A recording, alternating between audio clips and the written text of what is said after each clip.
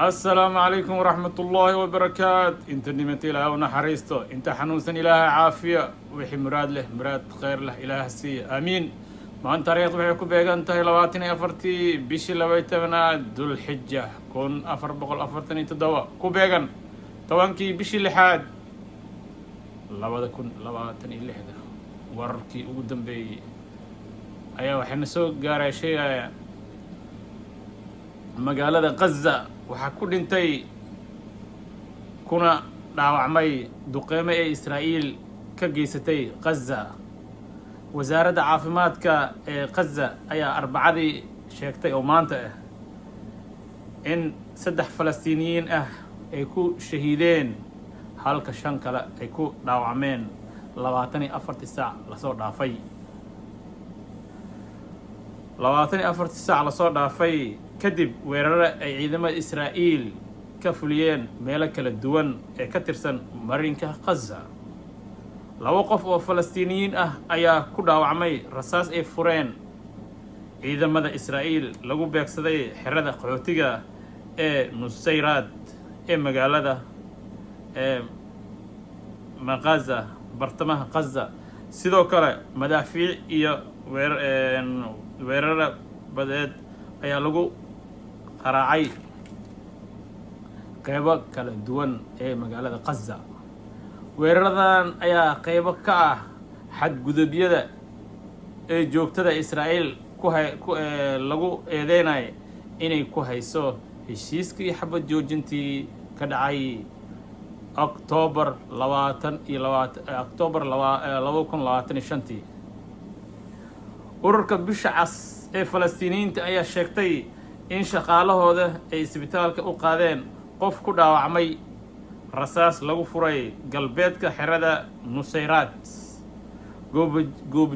goobjoogayaal ayaa sheegay in doomaha dagaalka Israa'iil ay rasaas ku fureen xeebaha xerada Nusayraad, taas oo sababtay dhaawac wiil dhalinyaro ah oo loogu qaaday isbitaalka shuhadada Al-Gaza ee magaalada Deirul Balax. dhacdo kale ayaa sheegaya in gabar ay ku dhaawacantay rasaas ay fureen gaadiidka militariga Israa'iil ee ku sugnaa bariga xerada Maghazi iyadoo aan la faahfaahinin nooca dhaawaceeda.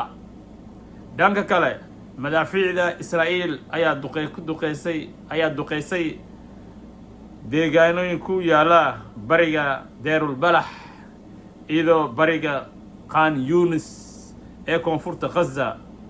waqooyiga Gaza ciidamada badda Israa'iil ayaa tiro madaafiic ah ku qaraacay xeebta magaalada Gaza iyadoo rasaas xoogan sidoo kale lagu maqlayay sida ay sheegeen ilo maxalli ah. sidoo kale waxaa madaafiic lagu qaraacay waqooyiga magaalada Gaza inkastoo aan la sheegin qasaarooyinka kale.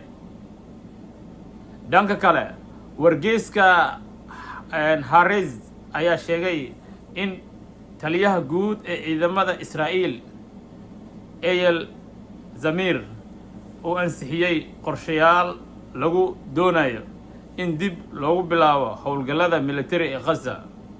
wargeyska wuxuu sheegay in ila Israa'iil ah xaqiijiyeen in dowladda Israa'iil weli ogolaan ballaarinta dagaalka, balse ra'iisul wasaaraha Israa'iil Benjamin Netanyahu ayaa ciidamada ku amray inay isdiyaariyaan.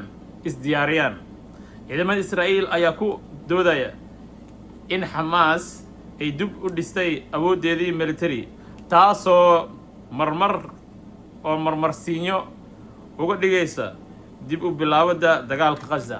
waxay leeyihiin ciidamada Israa'iil Hamas awoodeeda way laba jibaarmatay ayagoo marmarsiinyo uga dhigay inay dagaalka dib u bilaabaan. tan iyo markii uu dhaqan galay heshiiskii October sanadkii la soo dhaafay 2025 ee xabad joojinta xadgudubyo Israa'iil ayaa sababay dhimasho gaarayo 981 Falastiini ah, dhaawaca 3104 kale sida lagu sheegay xogtii ugu dambeysay ee xafiiska warfaafinta dowladda Gaza. barakallahu fiikum. iyadoo